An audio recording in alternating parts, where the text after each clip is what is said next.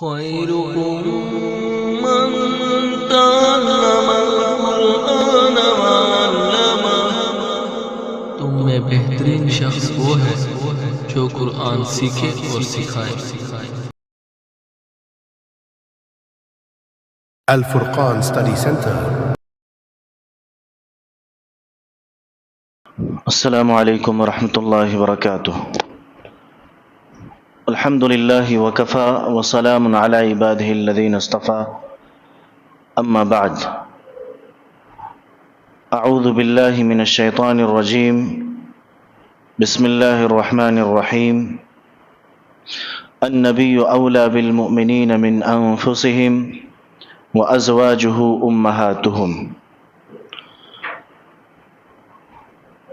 ہر قسم کی تعریف و توصیف، کبریائی و بڑائی، حمد و ثنا اللہ رب العزت کے لیے لائق و سزاوار ہے، جو ہم سب کا خالق و مالک ہے، جس کی توفیق سے ہم اور آپ آج کے درس میں بیٹھے ہوئے ہیں۔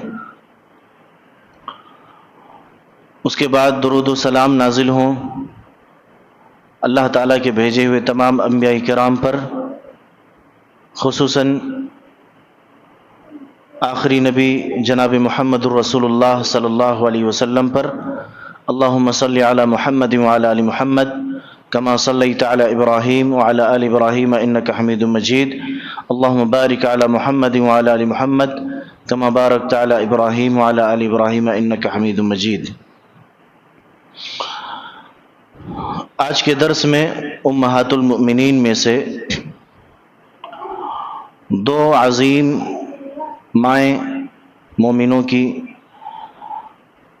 حضرت زینب بنت خزیمہ رضی اللہ عنہا اور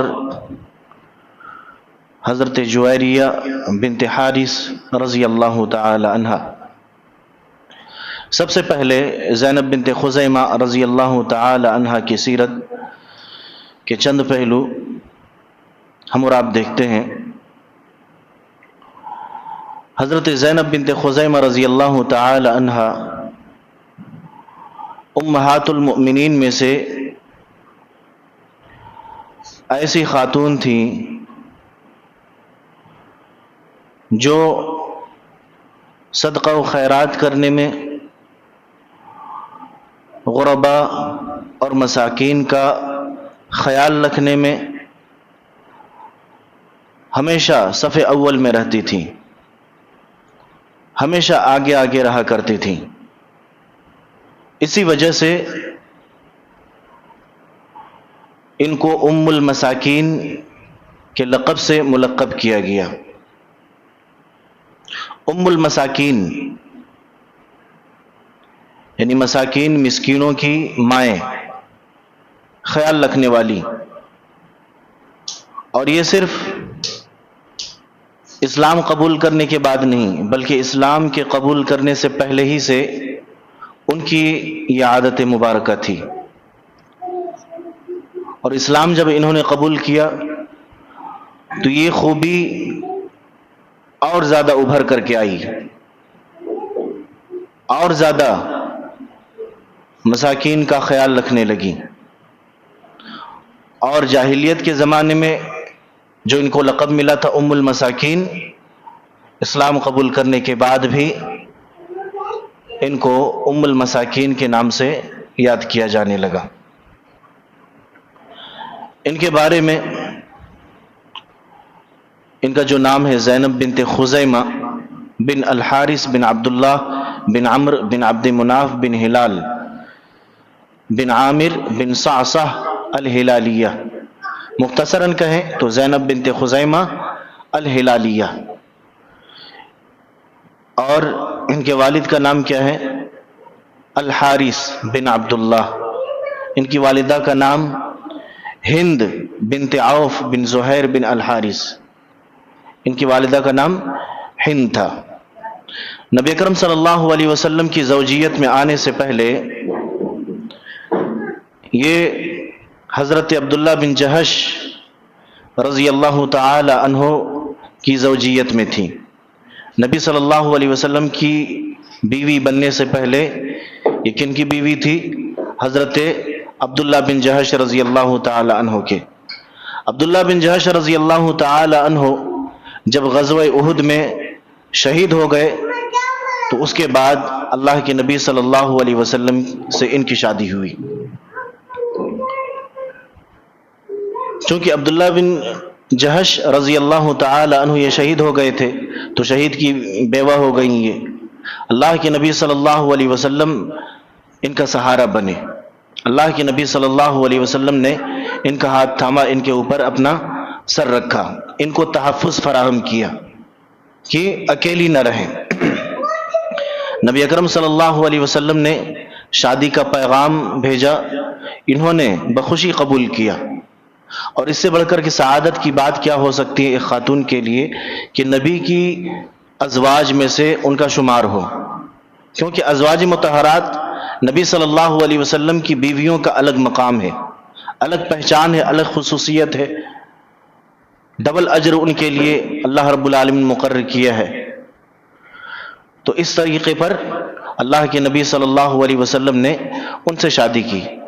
حق مہر اللہ کے نبی صلی اللہ علیہ وسلم نے جو مہر عطا کیا ان کو، وہ 450 اوقیے، 450 جو چاندی کے سکے ہیں اللہ کے نبی صلی اللہ علیہ وسلم نے انہیں عطا کیا، یعنی 450 درہم۔ حضرت زینب بنت خزیمہ رضی اللہ تعالی عنہا کے فضائل کو دیکھیں، چونکہ اللہ کے نبی صلی اللہ علیہ وسلم کی زوجیت میں ان کا جو عرصہ ہے یہ بہت مختصر عرصہ ہے، بہت قلیل عرصہ ہے، اس لیے ان کے تعلق سے بہت کچھ نہیں ملتی ہیں، کیونکہ اللہ کے نبی کی زوجیت میں بہت کم رہیں۔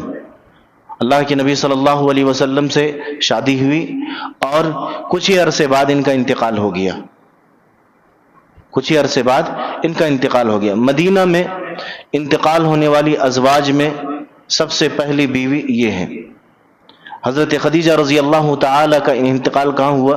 مکی زندگی میں ان کا انتقال ہوا، مکے میں ہوا، اور مدینہ جب اللہ کے نبی صلی اللہ علیہ وسلم نے ہجرت کی تو سب سے پہلی انتقال کرنے والی خواتین میں ازواج مطہرات میں سے سب سے پہلی بیوی کون ہے؟ حضرت زینب بنت خزیمہ رضی اللہ تعالی عنہ۔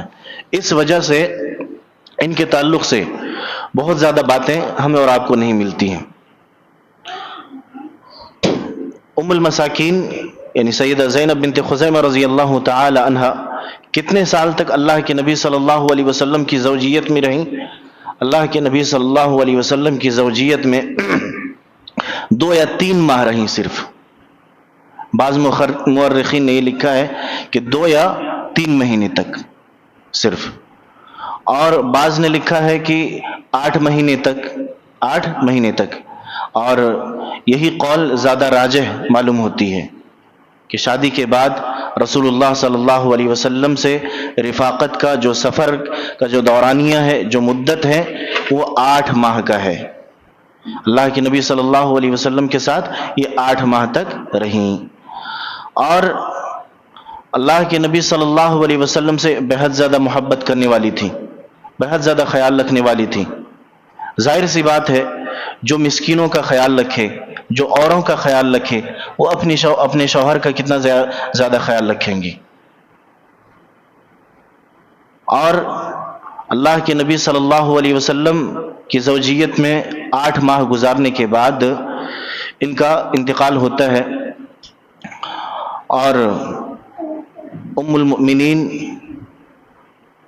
حضرت زینب بنت خزیمہ رضی اللہ تعالی عنہا نے وفات پائی، اور ان کے 3 بھائی ان کے قبر میں اترے اور اس قبر کا جائزہ لیا۔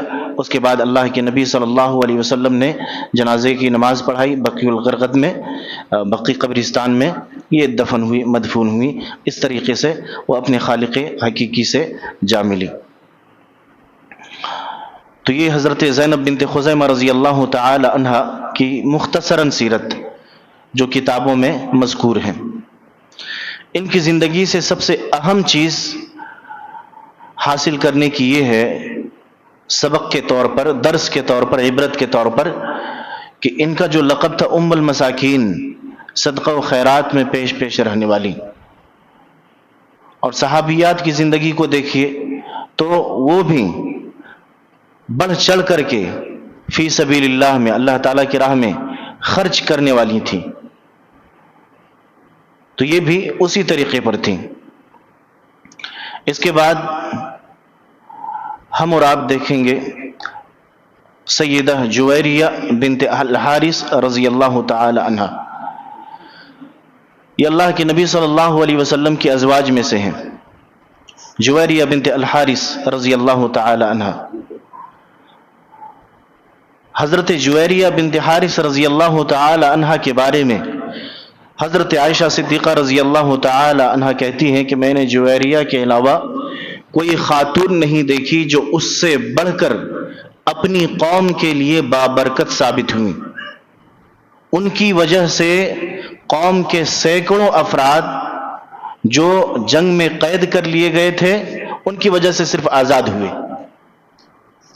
ان کی وجہ سے صرف آزاد ہوئے. آگے آپ سنیں گے کہ کس طرح سے قید کیے گئے تھے اور کون سی جنگ تھی.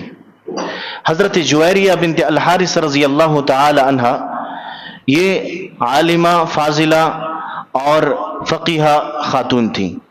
اپنی قوم کے لیے بڑی برکت کا باعث تھیں.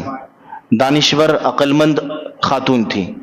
اور ان سے اللہ کے نبی صلی اللہ علیہ وسلم سے کچھ احادیث بھی مروی ہیں جو بخاری کے اندر ہیں، مسلم کے اندر بھی ہیں.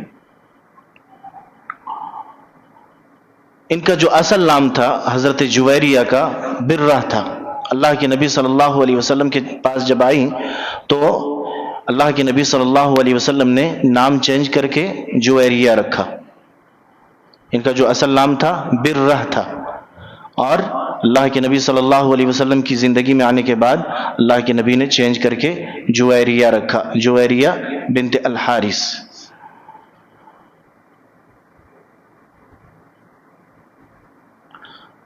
ان کے والد الحارث بن ابی زرار الخزاعی زمانہ جاہلیت میں اپنی قوم کے سردار تھے. بعد میں انہوں نے اسلام بھی قبول کیا. یہ اپنی قوم کے بڑے سرداروں میں سے تھے. تو سردار کی بیٹی حضرت جویریہ بنت حارث ہیں. اللہ کے نبی صلی اللہ علیہ وسلم کی زوجات میں سے یہ جویریہ بنت حارث جو ہیں وہ ایک سردار کی بیٹی تھی.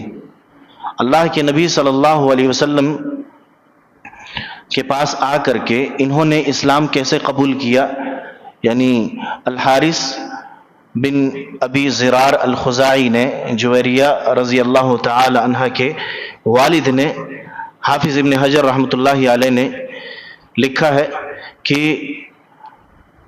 حضرت جویریہ کے والد ایک وفد کے ساتھ، ایک جماعت کے ساتھ مدینہ منورہ پہنچا.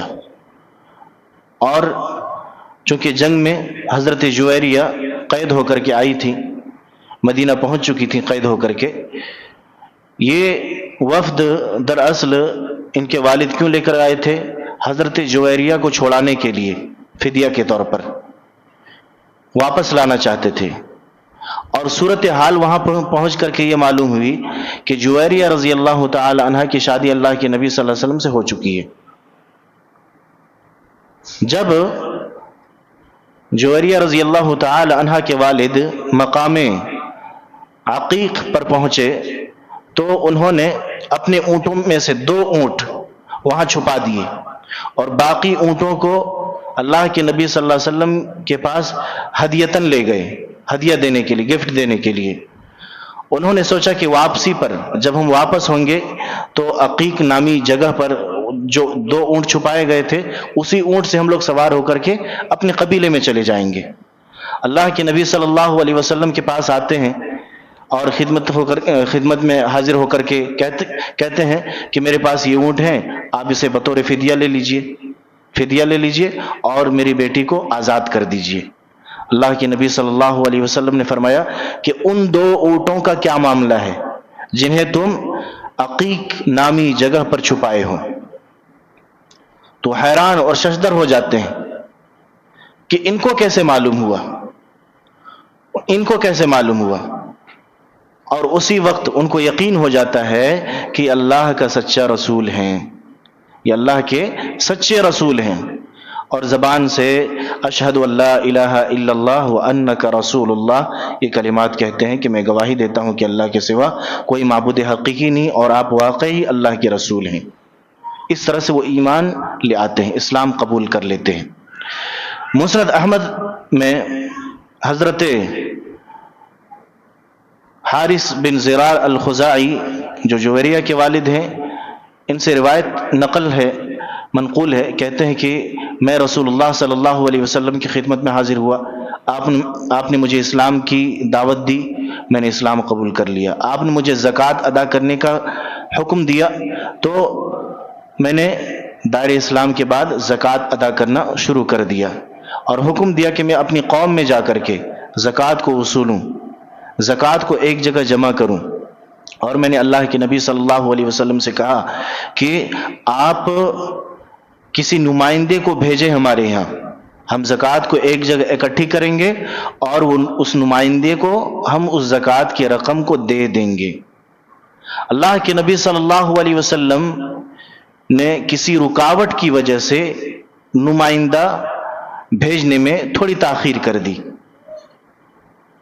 اور حضرت جویریہ کے والد جو حارث بن زرار الخزاعی ہیں، ان کو لگا کہ اللہ کے نبی صلی اللہ علیہ وسلم شاید ہم سے ناراض ہیں، اس وجہ سے نہیں بھیجے ہیں نمائندہ۔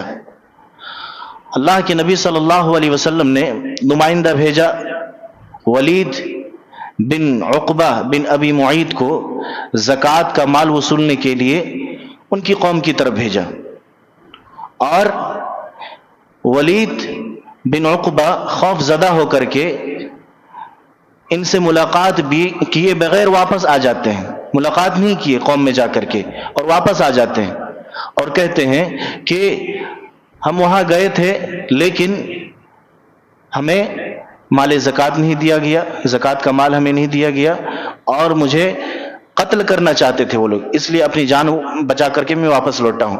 اللہ کے نبی صلی اللہ علیہ وسلم جب یہ خبر سنتے ہیں تو حیران ہو جاتے ہیں، ایک لشکر روانہ کرتے ہیں کہ زکوٰۃ کا مال انہوں نے نہیں دیا، الٹا وہ قتل کرنے کے لیے نمائندے کو قتل کرنے کے در پہ ہیں، قتل کرنا چاہتے ہیں۔ تو اللہ کے نبی صلی اللہ علیہ وسلم کو جب یہ معلوم ہوتا ہے کہ یہ خبر غلط تھی، یہ خبر غلط تھی، بلکہ حضرت حارث جو جویریہ رضی اللہ تعالی عنہ کے والد ہیں، انہوں نے اپنی قوم کے سرداروں کو جمع کر کے زکوٰۃ کا مال لے کر کے راستے سے نکل چکے تھے، گھر سے نکل چکے، راستے میں تھے، ایک جگہ پڑاؤ میں تھے۔ اللہ کے نبی صلی اللہ علیہ وسلم نے جس وفد کو بھیجا تھا کہ جاؤ حال معلوم کرو، ان کی خبر لوگ کیوں نہیں دینا چاہتے ہیں، اس وفد نے محاصرہ کر لیا حضرت جویریہ کے والد اور ان کے سرداروں کو۔ اب حضرت جویریہ کے والد کہنے لگتے ہیں، اللہ کے رسول مجھے قسم ہے اس ذات کی جس نے آپ کو حق دے کر کے بھیجا ہے، جس نے آپ کو دین حق دے کر کے بھیجا ہے، آپ کا نمائندہ میرے پاس پہنچا ہی نہیں، ہم تو انتظار کرنے کے بعد جب نمائندہ نہیں پہنچا زکوٰۃ کا مال لے کر کے آپ کی طرف روانہ ہوئے، ابھی راستے میں۔ اسی موقع پر اللہ رب العالمین نے آیت کریمہ نازل کی، یا ایھا الذین آمنوا ان جاءکم فاسق بنبأ فتبینوا ان تصیبوا قوما بجہالۃ فتصبحوا علی ما فعلتم نادمین، کہ اے ایمان والو اگر کوئی فاسق تمہارے پاس کوئی خبر لے کر کے آئے تو فتبینوا، تو تم اس کی تفتیش کرو، اس کی وضاحت کرو، اچھی طرح چھان بین کر لو، اچھی طرح سے چھان بین کر لو، ممکن ہے وہ غلط ہو جو تم تک خبر پہنچی ہے، اور کہیں ایسا نہ ہو کہ تم کسی گروہ کو، کسی جماعت کو انجانے میں نقصان پہنچا بیٹھو، علی ما فعلتم نادمین، اور تم بعد میں شرمندگی کا تمہیں احساس ہو۔ تو اسی موقع پر اللہ رب العالمین نے یہ آیت کریمہ نازل فرمائی۔ ہماری نصیحت کیا ہے اس واقعے میں؟ اس واقعے میں نصیحت یہ ہے کہ جب بھی کوئی خبر پہنچے اس کی تحقیق کر لیا کریں، اس کی تحقیق کر لینی چاہیے۔ اگر آدمی سچا نہ ہو، اگر آدمی کے خلاف ادھر ادھر کی باتیں ہوں کہ وہ آدمی بسا اوقات جھوٹ بھی بولتا ہے، تو ضروری ہے کہ اس کی تحقیق کی جائے تاکہ بعد میں شرمندگی کا احساس نہ ہو، بعد میں شرمندگی کا احساس نہ ہو۔ حضرت جویریہ رضی اللہ تعالی عنہ کے والد کے حوالے سے یہ چند باتیں تھیں۔ حضرت جویریہ رضی اللہ تعالی عنہ یہ اللہ کے نبی صلی اللہ علیہ وسلم کی زوجیت میں آنے سے پہلے مصافح بن صفوان سے ان کی شادی ہوئی تھی۔ مصافح بن صفوان سے ان کی شادی ہوئی تھی۔ وہ یعنی کہ مصافح بن صفوان حضرت جویریہ کے جو پہلے شوہر ہیں، 5 ہجری کو، سن 5 ہجری کو جنگ مریسی میں قتل ہو گیا تھا ان کا۔ اس کے بعد اللہ کے نبی صلی اللہ علیہ وسلم کی زوجیت میں آتی ہیں۔ حضرت عائشہ صدیقہ رضی اللہ تعالی عنہ حضرت جویریہ کی شادی کے حوالے سے کہتی ہیں کہ جب رسول اللہ صلی اللہ علیہ وسلم نے جنگ بنی مستلق میں گرفتار ہونے والے قیدیوں کو تقسیم کیا تو جویریہ بنت الحارث ثابت بن قیس بن الشماس یا اس کے چچا کے بیٹے کے حصے میں آئی، اور اس نے اس کے ساتھ رقم لے کر کے آزاد کرنے کا معاہدہ کر لیا۔ حضرت جویریہ نے کیا کیا؟ رقم دے کر کے آزاد ہونے کا معاہدہ کر لیا آپس میں۔ یہ سردار کی بیٹی تھیں، انتہائی حسین و جمیل تھیں اور ناز و نعمت میں پلی ہوئی تھیں۔ وہ رسول اللہ صلی اللہ علیہ وسلم کی خدمت میں حاضر ہوئی۔ ام المؤمنین فرماتی ہیں کہ جب میں نے جویریہ کو اپنے گھر کے دروازے پر دیکھا تو مجھے اس کا آنا اچھا نہیں لگا۔ بہرحال وہ رسول اللہ صلی اللہ علیہ وسلم کی خدمت میں حاضر ہوئی۔ اس نے کہا یا رسول اللہ، میں قوم کے سردار الحارث بن ابی زرار کی بیٹی ہوں، آج مجھے جو مصیبت لاحق ہوئی ہے آپ کو اس کی حقیقت بتانے کی ضرورت نہیں، آپ واقف ہیں اس سے۔ میں ثابت بن قیس بن شمام یا اس کے چچا زاد بھائی کے حصے میں آئی ہوں، یا اس کے چچا زاد بھائی کے حصے میں آئی ہوں، اور میں نے مکاتبت کر لیا ہے، یعنی مکاتبت کا معاہدہ کر لیا ہے، یعنی فدیہ دے کر کے میں آزاد ہونا چاہتی ہوں۔ فدیہ جب ادا ہو جائے گا میں آزاد ہو جاؤں گی۔ وہ قیمت لے کر کے مجھے آزاد کرنے پر رضامند ہو گیا ہے۔ اللہ کے نبی صلی اللہ علیہ وسلم سے وہ درخواست کرنے لگی کہ میری مدد کیجیے، یعنی تعاون کرنے میں، فدیہ دینے میں، میری آزادی دلوانے میں آپ مدد کیجیے۔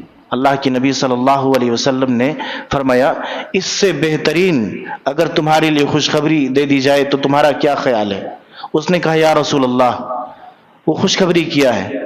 اللہ کے نبی صلی اللہ علیہ وسلم نے فرمایا کہ معاہدے کے مطابق جو ان سے معاہدہ ہوا ہے ثابت بن قیس سے، میں پوری کی پوری فدیہ دے دیتا ہوں اور میں تم سے شادی کر لیتا ہوں۔ وہ خوش ہو گئی، کہا کہ اللہ کے رسول اس سے بڑھ کر کے مجھے اور کیا چاہیے، اس سے بڑھ کر کے میرے لیے اور کیا خوشی ہو سکتی ہے؟ پھر لوگوں نے خوشی کا اظہار کرتے ہوئے سیدہ جویریہ کی قوم رسول اللہ صلی اللہ علیہ وسلم کی سسرالی رشتہ دار بن چکی ہیں۔ جویریہ کی قوم والے وہ نبی صلی اللہ علیہ وسلم کے سسرال والے ہو گئے ہیں۔ تو غزوہ بنی مستلق میں تقریباً 100 سے زائد افراد قید کر لیے گئے تھے۔ حضرت جویریہ کے قوم کے لوگوں کو قید کر لیا گیا تھا، اور الگ الگ صحابہ کرام کے حصے میں وہ قوم کے افراد آئے تھے۔ تو لوگوں نے جب دیکھا کہ جویریہ رضی اللہ تعالی عنہ کی شادی اللہ کے نبی سے ہو چکی ہے، اب اللہ کے نبی کے سسرال والوں کو کیسے قید کیا جا سکتا ہے، ان لوگوں نے آزاد کر دیا تمام کے تمام لوگوں کو۔ اسی موقع پر حضرت عائشہ رضی اللہ تعالی عنہ کہتی ہیں کہ یہ جو جویریہ ہیں، سیدہ جویریہ بنت حارث، یہ بڑی بابرکت خاتون ہیں اپنی قوم کے لیے، کہ ان کی وجہ سے ان کی قوم کو 100 افراد کو آزاد کر دیا گیا۔ ان کی قوم کے 100 افراد کو آزاد کر دیا گیا، سب کے سب آزاد ہو گئے۔ اس طریقے پر اللہ کے نبی صلی اللہ علیہ وسلم سے شادی ہوئی۔ اللہ کے نبی صلی اللہ علیہ وسلم سے شادی ہوئی۔ مہر کتنا دیا گیا؟ 400 درہم مہر، یعنی حق مہر دیا گیا۔ اللہ کے نبی صلی اللہ علیہ وسلم نے مہر دیا حضرت جویریہ کو۔ حضرت جویریہ رضی اللہ تعالی عنہا بڑی عبادت گزار خاتون تھیں، تقوی و پرہیزگار خاتون تھیں۔ اللہ کے نبی صلی اللہ علیہ وسلم ایک دن فجر کے بعد حضرت جویریہ رضی اللہ تعالی عنہا کے گھر میں تشریف لے جاتے ہیں۔ اللہ کے نبی دیکھتے ہیں کہ نماز ادا کر کے یہ بیٹھی ہوئی ہیں۔ اللہ کے نبی صلی اللہ علیہ وسلم چلے جاتے ہیں۔ پھر تقریباً دوپہر کے وقت چاشت کے بعد حضرت جویریہ کے گھر میں دوبارہ تشریف لاتے ہیں۔ آپ دیکھتے ہیں کہ حضرت جویریہ ویسے ہی بیٹھی ہوئی ہیں اور اذکار پڑھ رہی ہیں، اذکار کا اہتمام کر رہی ہیں۔ اللہ کے نبی فرماتے ہیں کیا تم اس وقت سے ابھی تک ویسے ہی بیٹھی ہوئی ہو؟ حضرت جویریہ کہتے ہیں کہ جی ہاں۔ نبی اکرم صلی اللہ علیہ وسلم فرماتے ہیں کہ میں یہاں سے جانے کے بعد، یعنی میں جب پہلی مرتبہ آیا تھا تمہارے پاس، یہاں سے جانے کے بعد 4 کلمات 3 بار کہیں۔ 4 کلمات کو میں نے 3 بار کہا ہے، اور یہ جو چاروں کلمات ہیں نا تمہارے اذکار پر بھاری ہیں، جو تم اس وقت سے ابھی تک کرتی چلی آ رہی ہو۔ وہ 4 کلمات کیا ہیں؟ سبحان اللہ و بحمدہ عدد خلقہ، سبحان اللہ و بحمدہ عدد خلقہ، پاک ہے اللہ اپنی تعریف کے ساتھ اپنی مخلوق کی تعداد کے مطابق، اللہ تعالیٰ کی ذات پاک ہے۔ ورضا نفسہ، اور اپنے جی کی پسند کے مطابق، اپنی خوشی کے مطابق۔ وزنۃ عرشہ، اور اپنے عرش کے وزن کے مطابق وہ پاک ہے۔ ومداد کلماتہ، اور اپنے کلمات کے پھیلاؤ کے مطابق وہ پاک ہے۔ تو اللہ کے نبی صلی اللہ علیہ وسلم کی اس حدیث پر غور کیجئے، اس واقعے پر غور کیجئے، حضرت جویریہ کے واقعے پر، کیوں کتنی بڑی زاہدہ اور پرہیزگار خاتون تھیں، متقی خاتون تھیں، اذکار کا اہتمام کرنے والی تھیں، ذکر الہی کا اہتمام کرنے والی تھیں۔ اس حدیث سے دوسری بات یہ ثابت ہوتی ہے کہ ذکر الہی کا زیادہ ثواب کثرت تعداد کی بنا پر نہیں ہوتا ہے کہ یہ جو کلمات ہیں اتنی مرتبہ کہہ لیں تو بہت زیادہ ثواب ملے گا۔ بعض صوفیہ جو اپنی طرف سے کلمات گڑھ لیتے ہیں، اپنی طرف سے کلمات ایجاد کر لیتے ہیں اور خوب فضائل بیان کرتے ہیں اور خوب ثواب گناتے ہیں کہ اتنے ثواب ہے، اتنے ثواب ہے۔ ثواب کس میں زیادہ ہے؟ ثواب ان کلمات میں زیادہ ہے جو اللہ کے نبی صلی اللہ علیہ وسلم نے امت کو سکھلایا ہے، جو اللہ کے نبی صلی اللہ علیہ وسلم نے امت کو بتلایا ہے۔ ان کلمات کے ادا کرنے میں زیادہ ثواب ہے، نہ کہ خود کے ایجاد کیے ہوئے کلمات میں۔ اللہ کے نبی صلی اللہ علیہ وسلم نے 4 کلمات حضرت جویریہ کو جو سکھایا، اللہ کے نبی صلی اللہ علیہ وسلم نے کیا فرمایا کہ صبح سے ابھی تک جو تم اذکار پڑھ رہی تھی، میں 4 کلمات کو 3 مرتبہ میں نے کہا، وہ 4 کلمات کیا ہے؟ تمہارے اذکار پر بھاری ہیں۔ تو اللہ کے نبی صلی اللہ علیہ وسلم سے جو اذکار ثابت ہیں ان کا اہتمام کرنا یہ کیا ہے؟ اہم ہے، اور یہی زیادہ ثواب اور نیکی کا باعث ہے۔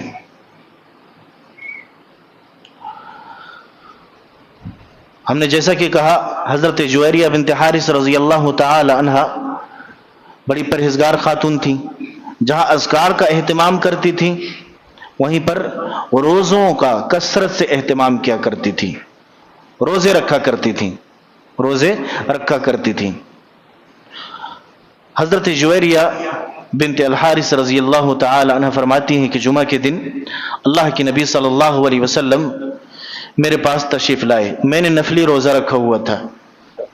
حضرت جویریہ نفلی روزہ رکھ کر کے تھی۔ آپ صلی اللہ علیہ وسلم نے فرمایا تو نے آج روزہ رکھا ہے؟ وہ کہتے ہیں کہ جی ہاں میں نے روزہ رکھا ہے۔ آپ نے پوچھا کیا تم کل گزشتہ یعنی جمعرات کے دن تم نے روزہ رکھا تھا؟ تو انہوں نے کہا کہ نہیں۔ آپ نے فرمایا آئندہ یعنی آنے والا دن سنیچر کے دن تم روزہ رکھو گی؟ تو انہوں نے کہا کہ نہیں۔ آپ نے فرمایا تو آج بھی اپنا روزہ افطار کر لو، کیونکہ نفلی روزہ صرف جمعہ کے دن رکھنا یہ کیا ہے؟ جائز اور درست نہیں ہے۔ صرف جمعہ کے دن رکھنا یہ جائز اور درست نہیں ہے۔ جمعہ کے دن نفلی روزہ رکھنا چاہتے ہیں تو اس سے پہلے جمعرات کے دن رکھیے، پھر جمعہ کے دن رکھیے۔ یا پھر جمعہ کے دن روزہ رکھے ہیں تو سنیچر کے دن بھی رکھیے، تب آپ کا روزہ درست ہوگا، تب روزہ درست ہوگا۔ کیونکہ فقہا نے لکھا ہے کہ صرف جمعہ کے دن نفلی روزہ رکھنا پسندیدہ عمل نہیں ہے۔ جمعہ کے دن روزہ رکھنے کے لیے ضروری ہے کہ سنیچر کے دن روزہ رکھا جائے یا پھر جمعہ سے ایک دن پہلے جمعرات کے دن روزہ رکھا جائے۔ لیکن ہاں، اگر کسی نے یہ نظر مانی ہو کہ اس کے کسی بیمار عزیز کو جس دن شفا حاصل ہوگی اسی دن وہ روزہ رکھے گا، جیسے کسی نے نظر مانا، والد نے نظر مانا یا پھر ماں نے نظر مانی کہ میرے بچے کو جس دن شفا ملے گی بیماری سے اس دن میں روزہ رکھوں گی، اب جمعہ کے دن شفا مل گئی تو جمعہ کے دن وہ روزہ رکھ سکتی ہے نظر کے لیے۔ نفلی روزہ تو وہ نہیں ہے، اپنے آپ پر انہوں نے فرض کر لیا، اپنے آپ پر انہوں نے اس روزے کو فرض کر لیا کہہ کر کے، نظر مان کر کے، تو اس دن صرف جمعہ کا دن روزہ رکھ سکتے ہیں۔ جمہور علماء کہتے ہیں کہ جمعہ کے دن کثرت کے ساتھ ذکر و اذکار کرنا، پھر غسل کرنا، جمعہ کی ادائیگی کے لیے جلد مسجد پہنچنا، کثرت سے نوافل ادا کرنا، اور یہ جو نیکیاں ہیں، یہ جو اعمال ہیں، اللہ تعالیٰ کو بہت زیادہ پسند ہیں، اللہ تعالیٰ کو بہت زیادہ پسند ہیں۔ اس لیے ہر مسلمان کو یہ اعمال اختیار کرنا چاہیے، یعنی جمعہ کے دن غسل کرے، جمعہ کے دن مسجد میں جلدی جائے، کثرت سے نوافل ادا کرے، تلاوت قرآن کا اہتمام کرے، ذکر و اذکار کرے، یہ اہم ہے۔